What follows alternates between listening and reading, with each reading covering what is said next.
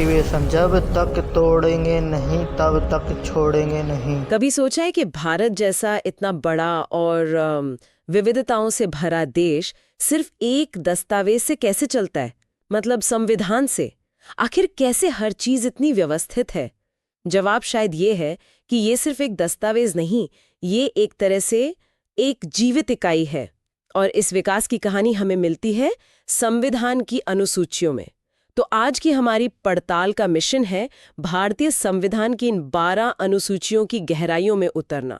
हम समझेंगे कि ये सिर्फ सूचियां क्यों नहीं है और कैसे 8 से 12 तक का इनका सफर भारत की कहानी कहता है। बिल्कुल। और मैं तो कहूंगा कि सिर्फ खाका नहीं है, ये संविधान का वो हिस्सा है जहां सिद्धांत और व्यवहार, आप कह सकते हैं, आकर मिलते हैं। सिद्धांत और व्यवहार आकर मिलते हैं। जी। संविधान की जो बड़ी बड़ी बातें हैं वो जमीन पर कैसे उतरेंगे, इसका रास्ता इन्हीं अनुसूचियों से होकर गुजरता है। ये संविधान का इंजन रूम है जहां असली काम होता है। चलिए, तो क्या इस इंजन रूम का दरवाजा खोलते हैं। शुरुआत करते हैं नींव से। पहली 4 अनुसूचियां। पहली अनुसूची तो बहुत सीधी साधी लगती है। इसमें भारत के सभी राज्यों और केंद्र शासित प्रदेशों के नाम है, उनके अधिकार क्षेत्र का ब्यौरा है, एक तरह से भारत का आधिकारिक नक्शा। बिल्कुल, ये देश की भौगोलिक और राजनीतिक सीमाओं को परिभाषित करती है। इसके बिना तो हम शुरुआत ही नहीं कर सकते। ठीक है, लेकिन दूसरी अनुसूची में मामला थोड़ा दिलचस्प हो जाता है। ये देश के सबसे बड़े संवैधानिक पदों पर बैठे लोगों के वेतन और भत्तों के बारे में है। जी। मैंने कुछ आंकड़े देखे। राष्ट्रपति का वेतन 5 लाख रुपए प्रति माह, उपराष्ट्रपति का 4 लाख और सुप्रीम कोर्ट के मुख्य न्यायाधीश का 2.8 लाख रुपए। एक सवाल मन में आता है, इन्हें सीधे संविधान में ही क्यों लिखना पड़ा? ये बहुत ही अच्छा सवाल है। देखिए, ये सिर्फ पैसों की बात नहीं है। अच्छा, कहते हैं गरिमा सुनिश्चित करने के लिए ऐसा किया गया है। जब वेतन सीधे संविधान से सुरक्षित होता है तो ये पद किसी भी सरकार के वित्तीय दबाव से मुक्त हो जाते हैं। बिल्कुल, वो राजनीतिक प्रभाव से मुक्त होकर काम कर सकते हैं। ये सिर्फ वित्तीय सुरक्षा नहीं है, ये लोकतंत्र में शक्तियों के संतुलन का एक बहुत बड़ा प्रतीक है। अच्छा, तो ये एक तरह की संवैधानिक गारंटी है। इसी से जुड़ी है तीसरी अनुसूची, जो शपथ और प्रतिज्ञान के प्रारूपों से संबंधित है। यानी मंत्री, सांसद और न्यायाधीश जो शपथ लेते हैं, उसका पूरा टेक्स्ट इसमें दिया गया है। यहाँ शपथ और प्रतिज्ञान दोनों शब्द हैं। इनमें कोई फर्क है? हाँ, एक छोटा लेकिन बहुत महत्वपूर्ण फर्क है। शपथ वो लोग लेते हैं जो ईश्वर में आस्था रखते हैं। वे ईश्वर के नाम पर अपनी कर्तव्य निष्ठा की शपथ लेते हैं। और प्रतिज्ञान? प्रतिज्ञान उन लोगों के लिए है जो ईश्वर के नाम पर शपथ नहीं लेना चाहते। वे सत्यनिष्ठा से अपने कर्तव्यों का पालन करने की प्रतिज्ञा करते हैं। ये हमारे संविधान की धर्मनिरपेक्ष भावना को दिखाता है। ये तो बहुत सूक्ष्म लेकिन गहरी बात है। और चौथी अनुसूची, ये राज्यसभा में सीटों के बंटवारे से जुड़ी है। जी, ये बहुत महत्वपूर्ण है। यानी किस राज्य से कितने सांसद संसद के ऊपरी सदन में जाएंगे। और इसका महत्व बहुत गहरा है। ये अनुसूची भारत के संघीय ढांचे की, कह सकते हैं, आत्मा है। यह सुनिश्चित करती है कि राष्ट्रीय कानून बनाते समय सिर्फ लोकसभा की ही नहीं बल्कि राज्यों के हितों की आवाज भी सुनी जाए। तो ये पहली 4 अनुसूचियां देश का एक ढांचा तैयार करती हैं, सीमाएं, पद, शपथ और राज्यों का प्रतिनिधित्व। लेकिन भारत की असली जटिलता तो इसके लोगों में है, खासतौर पर आदिवासी समुदायों में। बिल्कुल। संविधान ने इस बात को कैसे संभाला? यहीं पर 5वीं अनुसूची की भूमिका आती है ना? जी हाँ, 5वीं अनुसूची अनुसूचित क्षेत्रों और अनुसूचित जनजातियों के प्रशासन और नियंत्रण के लिए विशेष प्रावधान करती है। ये मानती है कि इन क्षेत्रों की जरूरतें अलग हैं, तो उनके लिए एक अलग प्रशासनिक मॉडल चाहिए। लेकिन फिर एक और सवाल उठता है, अगर 5वीं अनुसूची है तो फिर 6ठी अनुसूची की क्या जरूरत पड़ी? ये भी तो जनजातीय क्षेत्रों के प्रशासन से ही जुड़ी है, लेकिन सिर्फ 4 राज्यों के लिए, असम, त्रिपुरा, मेघालय और मिजोरम। इन 4 राज्यों में ऐसा क्या खास था? ये बहुत जरूरी सवाल है। देखिए, संविधान निर्माताओं ने महसूस किया कि इन 4 राज्यों की जो जनजातीय संस्कृतियां हैं, उनके पारंपरिक अधिकार हैं और उनके स्वायत्त शासन की प्रणालियां वो बहुत अनूठी थी। अच्छा, उन्हें सिर्फ संरक्षण नहीं बल्कि ज्यादा स्वायत्तता की जरूरत थी। इसीलिए 6ठी अनुसूची के तहत स्वायत्त जिला परिषदों का गठन किया गया, जिन्हें अपने क्षेत्र में विधायी, न्यायिक और प्रशासनिक शक्तियां दी गईं। यानी ये हमारे संविधान की संवेदनशीलता को दिखाता है। बिल्कुल, कि एक साइज सभी के लिए फिट नहीं होता। के सिद्धांत को वो समझता है। चलिए अब उस हिस्से पर आते हैं जो शायद रोजमर्रा की राजनीति में सबसे ज्यादा मायने रखता है, शक्तियों का बंटवारा, 7वीं अनुसूची। जी, ये तो बहुत ही महत्वपूर्ण है। सुनने में तो ये सिर्फ 3 लिस्ट लगती हैं, संघ सूची, राज्य सूची और समवर्ती सूची, लेकिन असल में ये क्या है?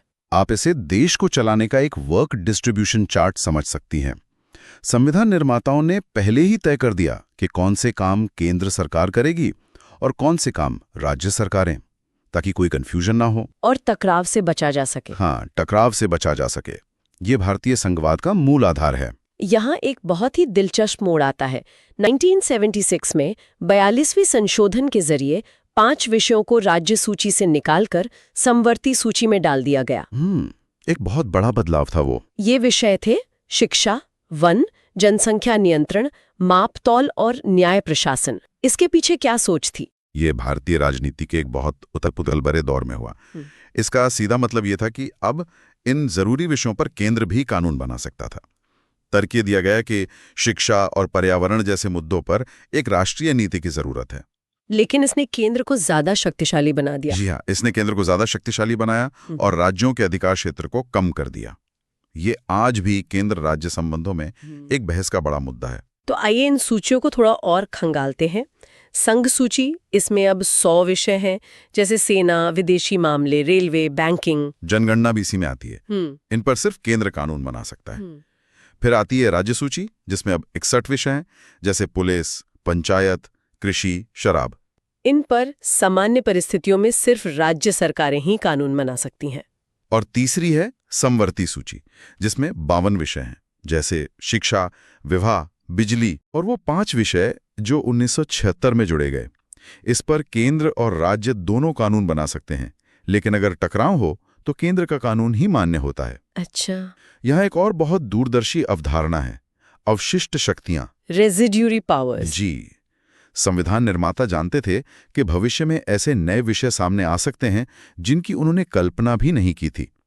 तो उन्होंने तय किया कि जो विषय इन तीनों सूचियों में नहीं हैं, उस पर कानून बनाने की शक्ति सिर्फ केंद्र सरकार के पास होगी। और आज के दौर में इसका महत्व कितना ज्यादा है? बहुत ज्यादा। जब संविधान लिखा गया था तब किसी ने सोचा भी नहीं होगा, लेकिन आज सूचना प्रौद्योगिकी, साइबर सुरक्षा, अंतरिक्ष अनुसंधान और एआई जैसे सारे विषय इसी अवशिष्ट शक्ति के तहत केंद्र के पास हैं। बिल्कुल। यह संविधान की भविष्य के लिए तैयार रहने की क्षमता को दिखाता है। शक्तियों के बंटवारे के बाद अब बात करते हैं पहचान और सुधारों की।